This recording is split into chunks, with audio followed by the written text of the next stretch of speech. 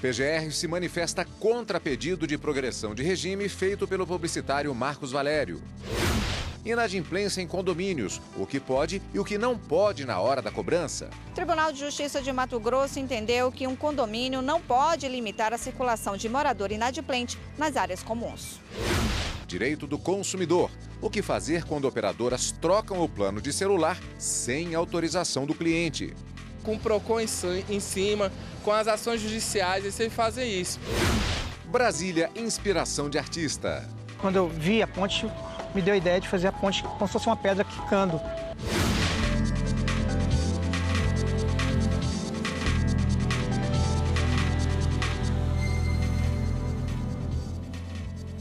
Olá, boa tarde. A Procuradora-Geral da República, Raquel Dodge, se manifestou contra o pedido de progressão de regime feito pelo publicitário Marcos Valério. Ele foi condenado a mais de 37 anos de prisão pelo Supremo Tribunal Federal. Quem traz mais detalhes a respeito deste assunto hoje é a repórter Carolina Chaves, com quem conversamos agora ao vivo. Boa tarde, Carolina. Boa tarde, Cadu. Boa tarde a todos. Olha, Marcos Valério foi condenado no processo do Mensalão e cumpre pena no regime fechado desde 2013. Ele pedia a progressão do regime para o semiaberto com conversão para o domiciliar. No parecer, a Procuradora-Geral da República, Raquel Dodge, diz que Marcos Valério não atinge os requisitos para ter direito ao benefício. Isso porque, além de ter sido condenado pelo Supremo Tribunal Federal, ele foi condenado também pelo Tribunal Regional Federal da Primeira Região. E a soma das penas chega a 39 anos de prisão. Com isso, Marcos Valério não teria cumprido 1/6 da pena, que é um dos requisitos para ter direito ao benefício. Quanto à prisão domiciliar, a defesa de Marcos Valério diz que a prisão no regime fechado representa um risco à integridade física dele por causa dos depoimentos sobre o caso Celso Daniel. A Procuradora-Geral da República diz que, nesse caso, o mais apropriado seria transferi-lo para um presídio de segurança máxima. Outro argumento da defesa é quanto ao suposto problema de saúde de Marcos Valério, de que o câncer no sangue teria reaparecido. Mas, segundo a Procuradora-Geral da República, não há comprovação do reaparecimento da doença e que ele deve ser submetido a uma junta médica. Esse caso está sob a relatoria do ministro Luiz Roberto Barroso, do Supremo Tribunal Federal. Voltamos ao estúdio. Obrigado, Carolina. Carolina Chaves, com informações ao vivo para o Jornal da Justiça, primeira edição. O Ministério Público Federal reiterou ao Supremo Tribunal Federal o pedido de inconstitucionalidade de uma lei estadual de Minas Gerais. A medida condiciona a isenção do IPVA dos veículos de transporte escolar à filiação em sindicatos e cooperativas. A Procuradora-Geral da República, Raquel Dodge, considera a lei mineira uma afronta aos princípios da liberdade sindical previstos na Constituição Federal. De acordo com a medida aprovada em 2003, os veículos utilizados no transporte escolar municipal só podem ter isenção do IPVA se estiverem filiados a um sindicato ou uma cooperativa. No documento enviado ao Supremo, o MPF reforça que a lei exclui as empresas que optaram por não serem filiadas a nenhuma entidade e que, além da Constituição Federal, fere também o princípio da isonomia tributária.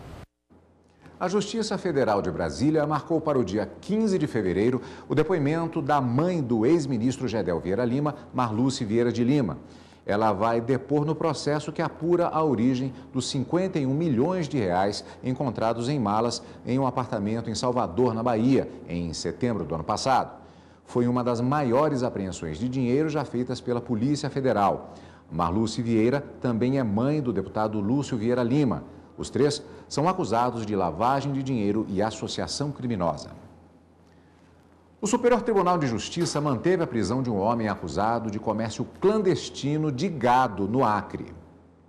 O réu é acusado de participar de uma organização criminosa voltada para o comércio de gado roubado ou de origem desconhecida em Plácido de Castro, no Acre.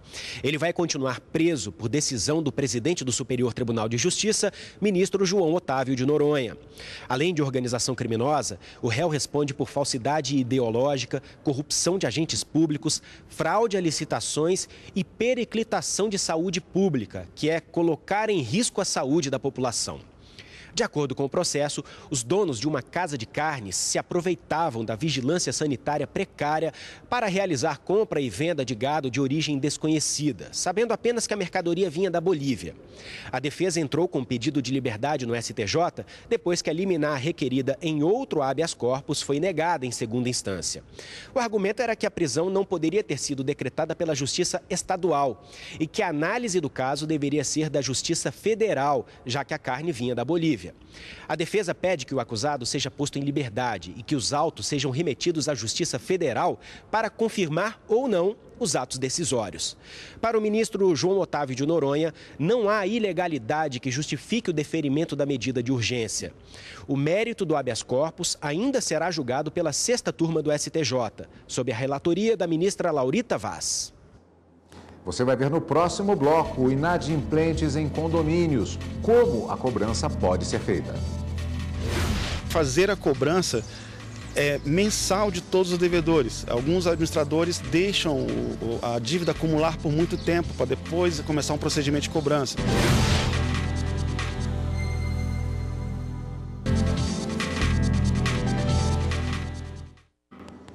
A Procuradoria-Geral da República defendeu em parecer enviado ao STF a inconstitucionalidade de lei federal que trata da regularização fundiária rural e urbana e da ocupação de terras da União na Amazônia Legal.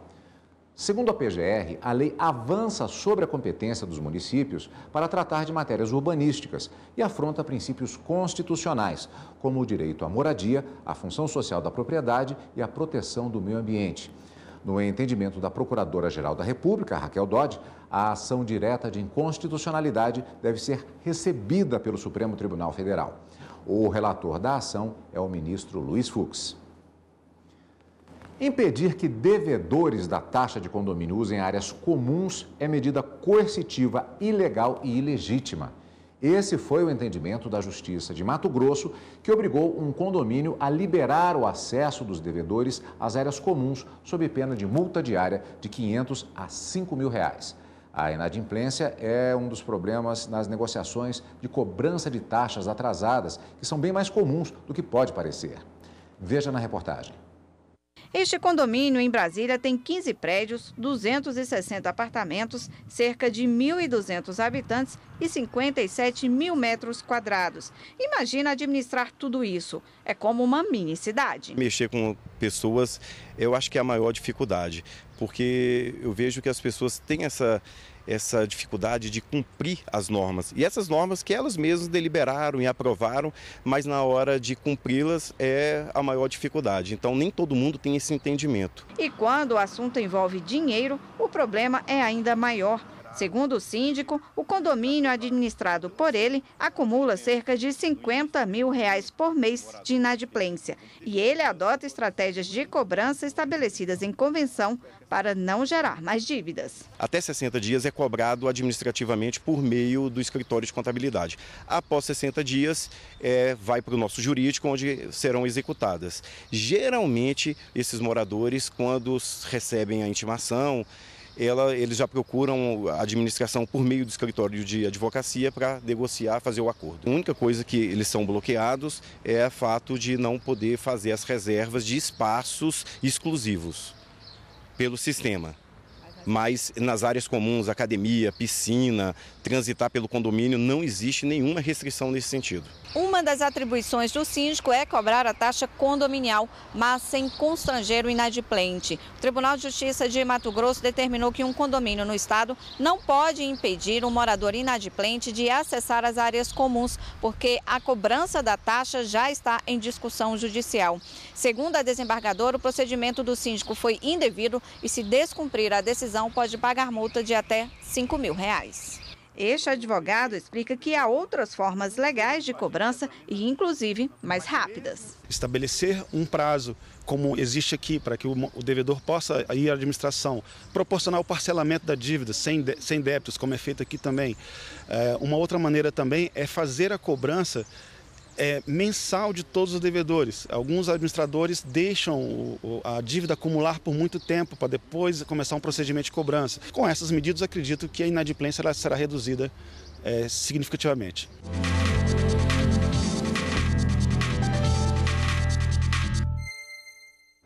E para a gente falar mais sobre essa questão, nós recebemos aqui nos estúdios da TV Justiça o advogado Hugo Costa, que é presidente do Instituto Nacional de Direito Condominial. Antes de mais nada, doutor, muito boa tarde. Obrigado pela sua presença aqui conosco.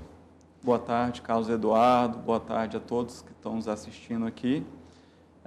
Eu gostaria de dizer que a decisão do tribunal foi acertada, né, nesse sentido, porque o devedor da taxa de condomínio, ele não pode ser compelido a não usar as áreas comuns. Já temos julgados no STJ, tem um RESP lá de Minas Gerais, o 1564030 nesse sentido também.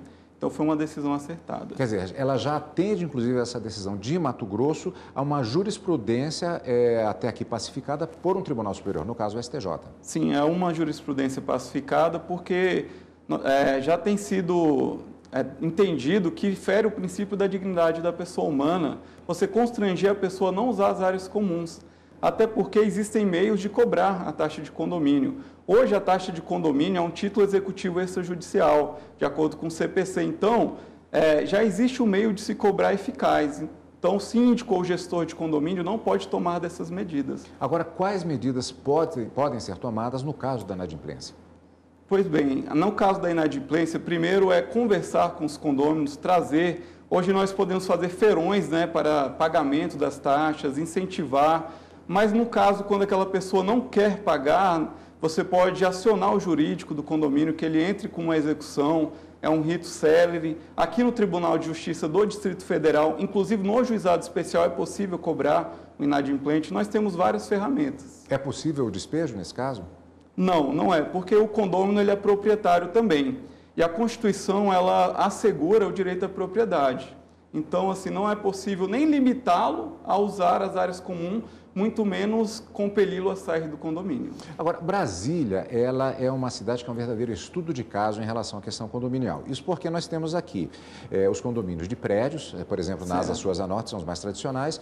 Temos os condomínios que são formados por casas, e ainda nós temos os condomínios irregulares. São situações jurídicas diferentes? Sim, nós temos os condomínios edilícios, né, que podem ser de prédios, né, apartamentos e de casas, mas eles têm um regramento próprio. Mas o Código Civil, no artigo 1358b, criou também um condomínio de lotes, para contemplar aqueles condomínios que eram feitos somente de casas e que cercavam ali um quarteirão, mas numa área privada, diferente do loteamento que é em área pública. E existem também os condomínios irregulares, que são aqueles que não têm matrícula, não têm uma escritura do imóvel. Nesses casos, a cobrança é mais complicada, porque a pessoa, o STJ entendeu, que para ele ser cobrado, ele precisa se filiar à associação. Na verdade, o STF entendeu nesse sentido. Quer dizer, é uma figura um pouco diferenciada, seria uma associação, não um condomínio. É uma associação, onde é eleito um presidente, né, tem uma diretoria, e aqueles moradores devem se associar àquela entidade para que possa ser cobrada a taxa de condomínio. E uma diferença também é que, nesses casos, não cabe o processo de execução, como cabe nos condomínios edilícios. Nesse caso, tem que entrar com uma ação de conhecimento que demora um pouco mais. Agora, existem direitos garantidos também para o morador que eventualmente esteja devedor desse pagamento? Sim, o nosso ordenamento jurídico ele garante a ampla defesa e o contraditório. Então, a pessoa ela vai ter todo o direito de nomear um advogado, se defender ali, apresentar até mesmo bens à penhora, se ele desejar, ou, no último caso, se ele não pagar, ele pode ter o imóvel penhorado. Existe essa situação de não pagamento, chega a caracterizar aquela situação, me falha agora a memória, o nome específico daquele condômino que é problemático. Sim, é o antissocial. Antissocial. Chega a caracterizar essa situação ou ainda não? Olha, aquele que reiteradamente descumpre as normas, de acordo com 1337, e dentre isso descumprir as normas é não pagar a taxa de condomínio, o STJ entendeu que, se respeitado o artigo 1337, no qual tem que ter uma assembleia, nessa assembleia 3/4 dos condôminos tem que votar a favor da aplicação de uma multa que pode variar de 5 a 10 taxas condominiais. Isso é o que pode ser feito. Doutor, muito obrigado pelas suas informações, que chamam agradeço. bastante atenção, particularmente aqui em Brasília, pela grande quantidade de condomínios que nós temos. Muito obrigado pela participação. Obrigado pela oportunidade, obrigado a todos. Obrigado. E você vai ver a seguir no quadro Profissões. Ilustrador faz de Brasília fonte de inspiração. meus preferidos, por exemplo, é esse da gaiola, da igrejinha. Gosto muito do anjo escorregando na catedral. Eu adoro, é um dos meus primeiros trabalhos também. Gosto do JK, no Memorial JK.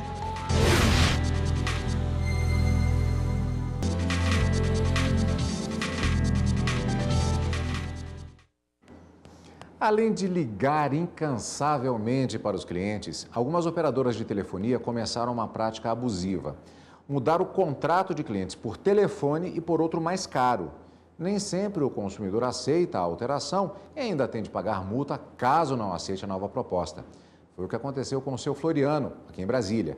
Veja agora no quadro Eu Consumidor.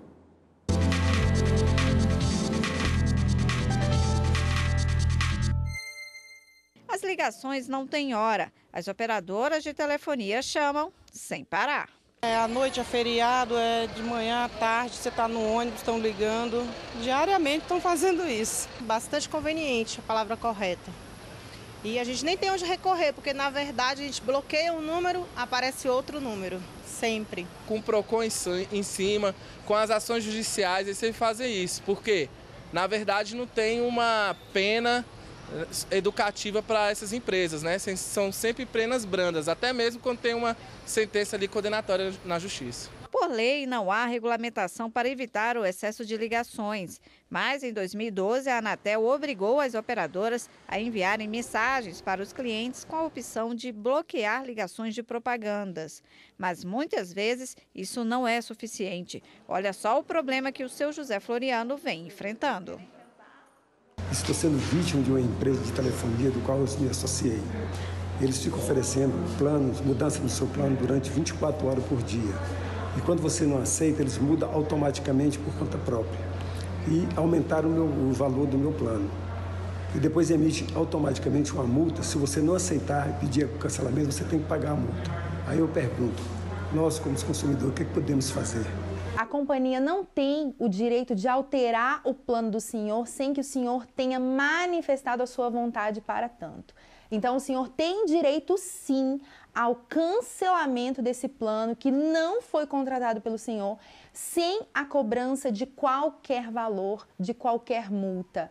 Porque se houver alguma cobrança indevida, o senhor terá o direito à devolução em dobro desse valor cobrado indevidamente, já que o contrato não foi concretizado pelo senhor, de acordo com o artigo 42 do CDC. Casos como o do seu Floriano não são raros e por isso a orientação da Anatel é que o consumidor formalize uma reclamação no site da agência. E um detalhe importante é que a contratação de serviços por telefone possibilita o direito ao arrependimento previsto no Código de Defesa do Consumidor. E por isso, o cancelamento do novo plano supostamente celebrado nessas condições pode ser feito em até 7 dias. Me senti lesado e desrespeitado.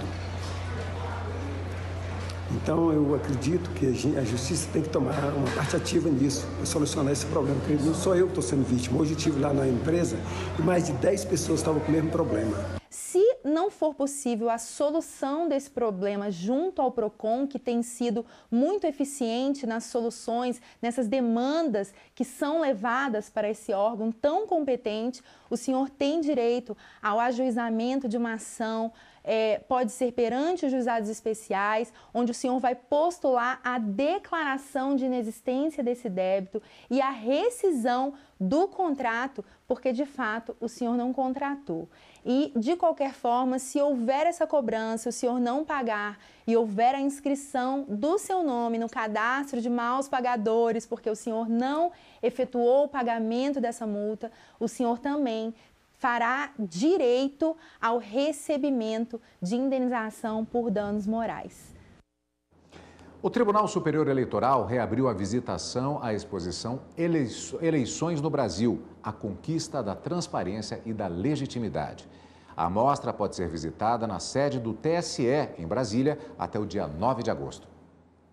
A mostra retrata como as eleições eram realizadas, as tentativas de burlar o pleito e as medidas para combater as fraudes em cada época, como explica a historiadora que participou da pesquisa. Mostrar essa experiência, que desafios a gente já passou enquanto nação né? E mostrar, assim, por exemplo, que algumas soluções que às vezes são propostas, né? Como um grande milagre, como se fosse resolver os problemas de uma vez por todas, né? Isso já foi tentado no passado e não deu certo. A exposição é dividida em 3 passagens. No Brasil Colônia, o voto da Lei Mar explica como era a seleção dos eleitores que eram escolhidos para votar. Só podia participar do pleito aqueles considerados homens bons. Judeus, negros, índios e mulheres ficavam de fora. Algo notável em todas as épocas era a tentativa de fraude. No Brasil Império, por exemplo, o eleitor preparava cédulas menores e escondia em uma maior. Para isso, utilizava papel seda e engomava com ferro de passar. Na hora de depositar na urna, ele fazia isso aqui, olha, várias cédulas como se fosse apenas uma. O passeio pelo museu permite ainda conhecer de perto a evolução das cédulas de votação e do título de eleitor. No Brasil República, a grande transformação das urnas em 130 anos de história chama a atenção. Nosso objetivo com a exposição realmente é trazer, possibilitar um espaço de reflexão para os visitantes, para que eles possam pelo menos se questionar, né, sobre o que eles estão fazendo, qual o papel desses candidatos e qual o papel que nós temos enquanto eleitores. A exposição pode ser visitada na sede do Tribunal Superior Eleitoral aqui em Brasília. Neste mês de janeiro, o Museu do Voto fica aberto de 1 às 6 da tarde e do dia 4 de fevereiro até o dia 9 de agosto, das 9 da manhã às 6 horas da tarde. E o melhor, a entrada é de graça. Você vai conhecer agora o trabalho do ilustrador Toninho Eusébio. Com desenhos, ele interfere na realidade de monumentos do Brasil e do mundo. E a capital do país é uma das maiores inspirações dele. Veja no quadro Profissões.